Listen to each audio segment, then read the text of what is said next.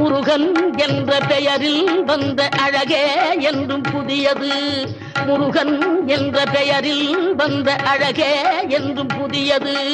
முறுவல் காட்டும் குமரன் கொண்ட இளமை என்றும் புதியது. முறுவல் காட்டும் குமரன் கொண்ட இளமை என்றும் புதியது. உன்னை பெற்ற அன்னையர்க்கு உனது லீலை புதியது.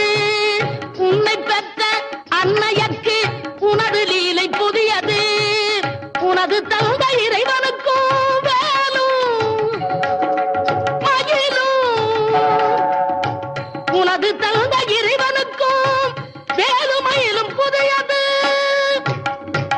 முருகா